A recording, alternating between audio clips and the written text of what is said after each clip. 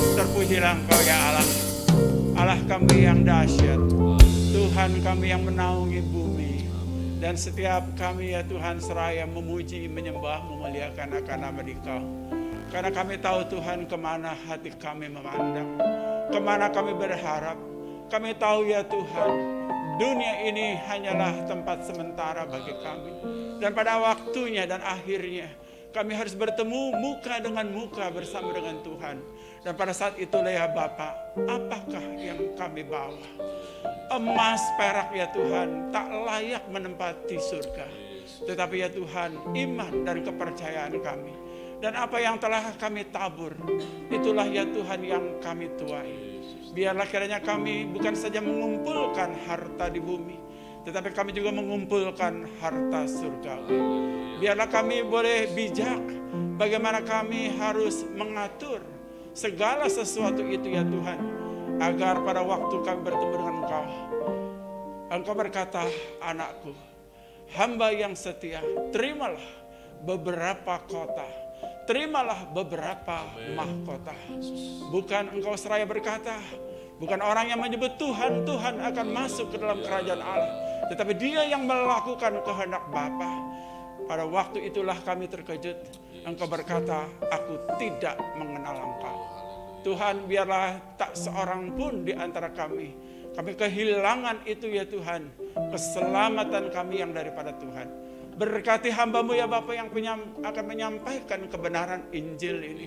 Dan biarlah kiranya Engkau mengurapinya dan memberikan kepadanya ya Tuhan stamina dan kesehatan itu. Di dalam nama Tuhan kami Yesus Kristus kami sudah berdoa. Amin. Silakan duduk. Terima kasih Bapak Ibu, saudara-saudara yang dikasih Tuhan. Ya Bapak Ibu saudara sekalian, memang sudah 3 pekan ini ya saya dan Bu Nini juga ya, kami memang lemah tubuh ya. Tapi suka tidak suka, mau tidak mau, ada beberapa pelayanan yang harus kami kerjakan dan kami lakukan ya, dan tidak bisa digantikan orang juga begitu ya. Kalau kita meminta orang menggantikan kita dalam waktu yang mepet begitu saudara, itu tidak bertanggung jawab. Seperti yang saya sharingkan kepada Bapak Ibu saudara sekalian, kita kebanyakan hamba Tuhan kalau sakit pun saudara sekalian sakit begitu naik mimbar sembuh gitu ya. Mungkin itu karena pengaruh sugesti begitu, setelah itu sakit lagi ya. Saya 3 minggu ini kehilangan 7 kilo berat badan saya ya. Itu memang luar biasa ya. Jadi kalau mau belajar diet, belajarlah dengan penyakit saya gitu ya. Ya itu saja kali Bapak Saudara, nampak mungkin saya tidak terlalu segar ya, karena memang 3 pekan ini saya dengan Ibu Nini ada batuk, ada pilek, ada meriang, ada demam, ada segala macam ya, buang air kecilnya sakit dan lain sebagainya, segala macam gitu ya. Tapi puji Tuhan, Sabtu kemarin dan hari ini saya rasa segar ya, dan harus segar. Nah hari ini banyak hal yang harus saya kerjakan. Mohon dukungan Bapak Ibu saudara-saudara sekalian. Oke Bapak Ibu sekalian, seperti yang telah disampaikan kepada sidang jemaat Tuhan, tema kita pada hari ini, hendaklah kamu tulus. Firman Tuhan diambil dari Matius pasal 10 ayat 16. Demikian firman Tuhan saya bacakan untuk Bapak Ibu yang dikasihi Tuhan.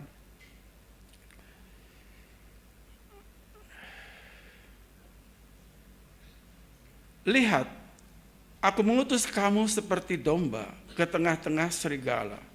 Sebab itu hendaklah kamu cerdik seperti ular dan tulus seperti merpati. Saya ulangi karena ayatnya sangat pendek sekali.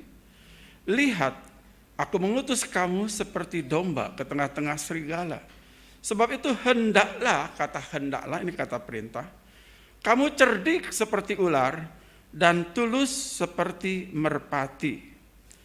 Nah, Bapak Ibu yang dikasihi Tuhan, tentu saudara hidup itu saudara pasti bertujuan. Ya. Kalau hidup itu saudara sekalian tidak punya tujuan, itu adalah hidup yang tidak punya nilai atau tidak punya arti. Kita ini adalah manusia yang selalu bisa bertanya, dari mana saya ada, untuk apa saya hidup, gitu ya. Dan saya bukanlah seperti pohon. Saya bukanlah seperti binatang. Hidup pohon pun memang berguna. Hidup binatang pun memang berguna. Tapi saya adalah ciptaan Tuhan. Bahkan lebih daripada itu, saya adalah mahkota ciptaan Tuhan. Artinya mempunyai nilai yang lebih. Manusia bukan saja mempunyai nilai hidup temporer, ya, sementara. Tapi manusia mempunyai nilai hidup kekekalan. Ya, jadi hidup kita itu bukan temporer, tapi juga punya nilai hidup kekekalan. Jadi setelah ini ada satu hidup yang abadi. Jadi janganlah mencari hidup yang temporer, yang hanya beberapa tahun ini, carilah hidup yang kekal. Nah, Bapak Ibu yang dikasihi Tuhan, kembali kepada teks kita firman Tuhan. Apa yang dikatakan di sini? Bagaimana Tuhan Yesus berkata kepada murid-murid, ya, bahwa mereka itu diutus. Apa tujuan? Ya, tujuan Tuhan menciptakan manusia adalah dari Dia, bagi Dia, segala kemuliaan baginya. Artinya bahwa manusia itu Bapak Ibu dipanggil untuk mensukseskan, menjadi kawan sekerja Allah, menjadi hamba-hamba Allah. Saudara sekalian, untuk apa? Untuk menggenapi missio Dei atau misi Allah. Ya, missio itu misi, Deo itu Allah, misi Allah.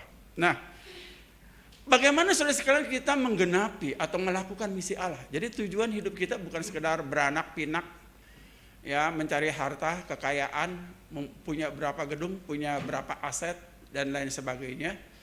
Bukan itu saja, tetapi ada pekerjaan yang mempunyai nilai kekekalan, yaitu melakukan misi Allah. Nah, saudara, dikatakan, aku mengutus kamu, ya. Kamu itu diutus, ya. Aku mengutus kamu seperti domba di tengah-tengah serigala. Saudara memperhatikan kalimat ini, aku mengutus kamu seperti domba ke tengah-tengah serigala. Wah, ini maksudnya apa?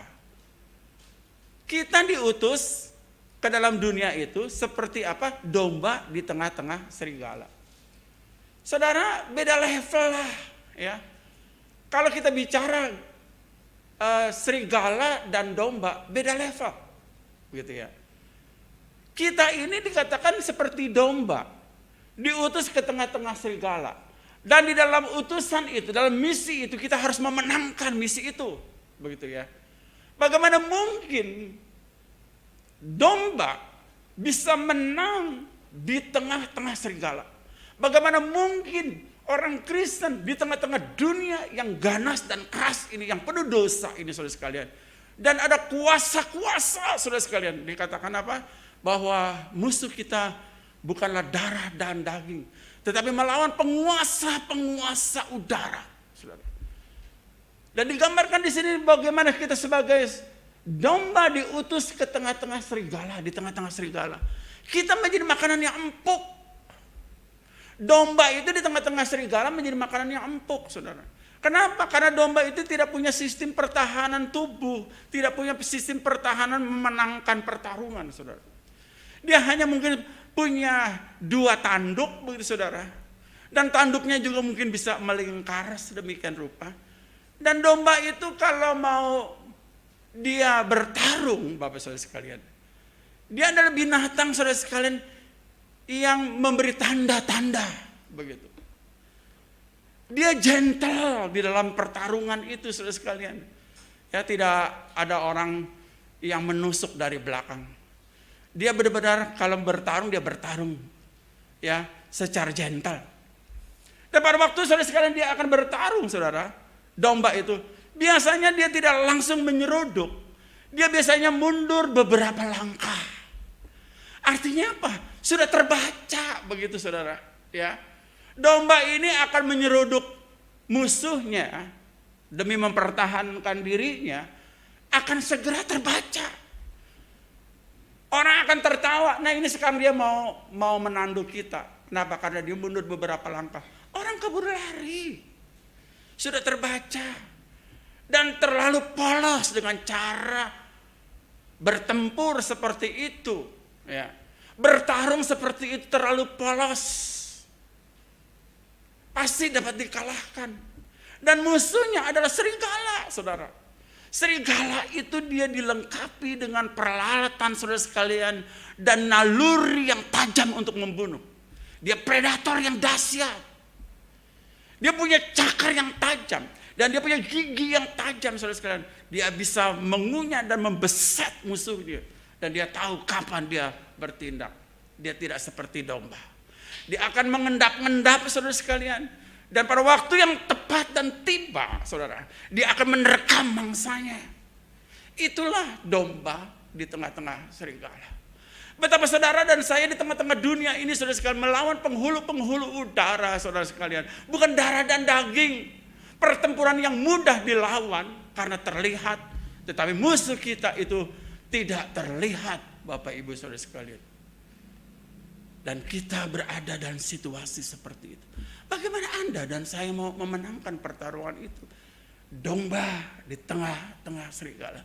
Tapi orang Kristen tidak ngeh, juga tidak sadar, saudara sekalian, bahwa sebenarnya dia bukan siapa-siapa, saudara sekalian. Dia bisa dikalahkan oleh dunia ini dan dikalahkan oleh setan, saudara Bapak Ibu yang dikasihi Tuhan. Itulah domba. Tapi domba harus menang.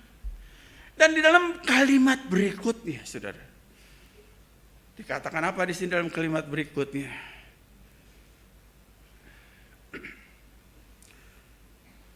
Sebab itu hendaklah kamu cerdik seperti ular dan tulus seperti merpati. Ada dua binatang, ular dan merpati. Kata hendaklah.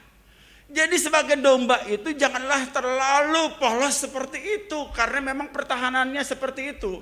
Maka perlulah kamu melihat dan belajar kepada apa? Ular. Domba harus belajar kepada ular. Apa yang bisa dipelajari dari ular, Bapak Saudara? Ular itu adalah binatang yang cerdik. Kecerdikan adalah merupakan pertahanan tubuh yang hebat. Pertahanan melawan musuh, cerdik. Seberapa besar saudara sekalian orang Kristen itu mempunyai kecerdikan ilahi, kecerdikan daripada firman Tuhan, kecerdikan daripada Allah, sehingga di dalam misi itu saudara sekalian bisa mengalahkan sang musuh yang tidak terlihat itu, yang ganas itu, dan begitu lihai. Setan itu begitu lihai. Kenapa? Karena dia lebih tua dari Anda dan saya. Dia adalah malaikat-malaikat yang berdosa yang telah jatuh dipimpin oleh Lucifer. Bapak Ibu yang dikasihi Tuhan. Lalu firman itu mengatakan, hendaklah kamu belajar kepada ular. Ular itu kelihatan lemah. Ular itu seperti tidak berdaya. Berjalan pun harus dengan tubuhnya dan perutnya. Tetapi dia sangat cerdik. Dia tahu bagaimana mengalahkan musuh yang besar. Itu ular.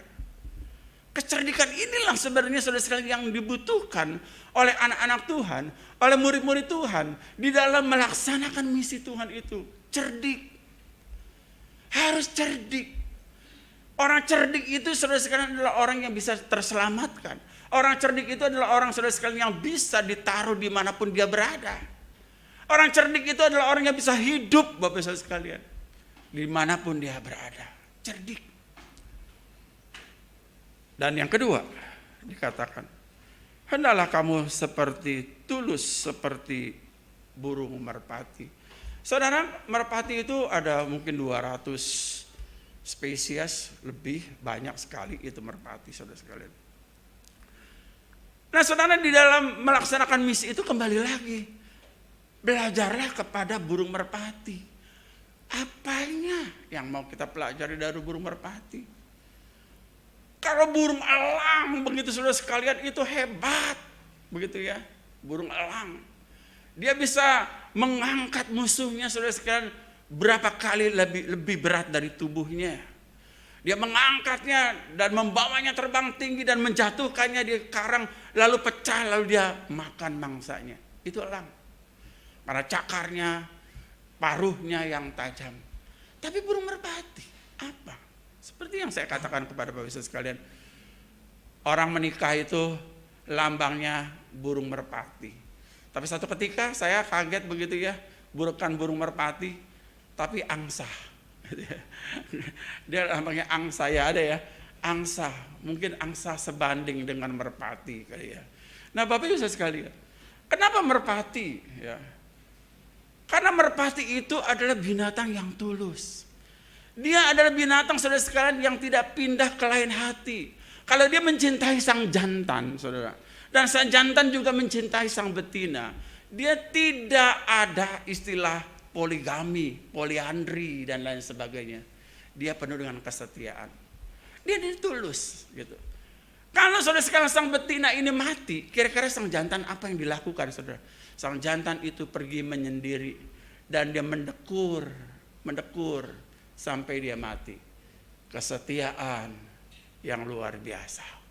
Itulah burung merpati.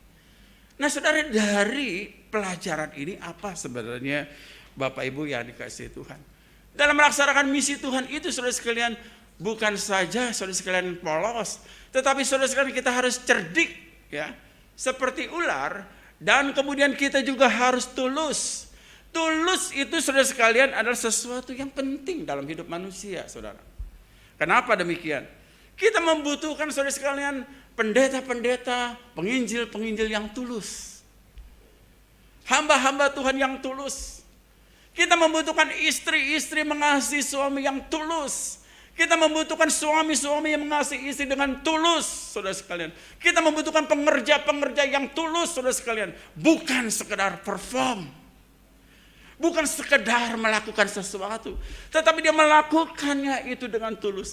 Kita membutuhkan pelayan-pelayan yang tulus. Kita membutuhkan pemerintah yang tulus. Kita membutuhkan pejabat yang tulus. Betapa indahnya dunia ini Bapak Ibu Saudara sekalian, kalau diisi dengan orang-orang yang tulus hati. Tak ada peperangan. Semua orang akan damai sejahtera. Saudara sekalian, kenapa? Karena ada orang-orang yang tulus. Ketulusan itu saudara sekalian telah rusak, saudaraku yang kekasih. Kita bisa melihat saudara, hari ke hari saudara kita lihat betapa orang itu kejam dengan sesamanya. Dan mereka yang kuat memangsa yang lemah, saudara. Mereka hanya mementingkan diri mereka sendiri dan tak peduli dengan sesamanya manusia. Yang penting aku hidup, orang lain masa bodoh. Hati yang seperti ini saudara sekalian hampir lenyap dari muka bumi ini. Ketulusan itu tidak lagi menjadi barang yang amat penting. Kenapa? Karena orang penuh dengan keegoisan dan pementingan diri sendiri. Tak ada ketulusan jika orang mementingkan diri sendiri. Dan tak ada damai sejahtera Bapak dan Saudara sekalian kalau tidak ada ketulusan. Kita membutuhkan orang-orang Kristen yang tulus saudara sekalian di dalam melakukan segala sesuatu. Bukan untuk pamer sesuatu. Tulus. Ibadah dengan tulus. Memberikan persembahan dengan tulus. Semua harus dengan hati yang tulus. Memuji Tuhan juga dengan hati yang tulus. Ini penting Bapak, Ibu, Saudara. Tak kala dunia ini saudara sekalian telah jatuh dalam dosa. Seperti dalam doa saya dalam introduction tadi. Saudara, bagaimana menyelesaikan konflik dosa ini? Tidak ada jalan lain saudara sekalian, harus melalui Yesus Kristus tadi saya katakan. Tetapi tolong perhatikan Bapak Ibu yang dikasihi Tuhan. Ayah daripada Tuhan Yesus itu adalah Yusuf. Tak kala Yusuf tahu bahwa Maria adalah seorang yang telah mengandung, di mana dia tidak melakukan sesuatu saudara sekalian. Karena bayi itu adalah bayi kudus.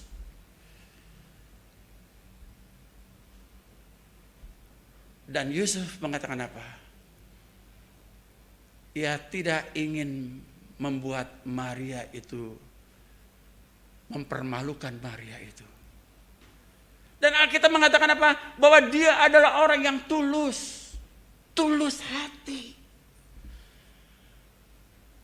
Yesus yang akan menyelamatkan dunia, dia membutuhkan seorang ayah yang tulus seperti Yusuf. Tulus hatinya. Itu sebabnya kalau saudara pergi ke gereja Katolik, ada Santo Yusuf, ada Santo Maria dan lain sebagainya. Kenapa? Karena mereka dianggap orang suci. Kalau belajar ketulusan, belajarlah pada Yusuf. Nah Bapak Ibu yang dikasihi Tuhan, biarlah kiranya pada pagi hari ini menolong setiap kita. Biarlah kita mendengungan kembali, saudara, melakukan kembali, mempraktekkan kembali. Ketulusan adalah merupakan sesuatu yang amat penting. Itulah kesaksian kita. Orang Kristen itu tulus ya. Itu yang akan menyelamatkan Anda. Bukan kuat dan gagah Anda. Karena di atas kuat ada lagi orang yang kuat. Di atas hebat masih ada lagi orang yang hebat. Di atas langit masih ada langit. Tetapi kalau Anda tulus, maka Anda akan mendapat kasih sayang, penghormatan dari banyak orang. Amin. Mari kita tunduk kepala, kita berdoa. Terpujilah Engkau ya Allah, Bapa kami yang di surga. Kami tahu ya Tuhan, mungkin hati kami telah tergradasi, telah tererosi oleh dunia ini, oleh karena persaingan yang ketat, sehingga kami harus mementingkan diri kami. Karena tidak ada orang yang peduli dengan kami, maka kami harus berdiri atas kaki kami sendiri, dan kami berjuang untuk selalu bisa menang. Sehingga kami tidak lagi memikirkan dan merenungkan bahwa kami pun harus tulus. Bukan saja kami harus cerdik di dalam kami hidup, di dalam kami melakukan misi Tuhan, tapi kami juga harus tulus. Karena tulus itu adalah sesuatu karakter, suatu kepribadian yang penting dalam hidup kami. Di dalam nama Tuhan kami, Yesus Kristus, kami sudah berdoa. Amin. Baik Bapak Ibu, saudara-saudara yang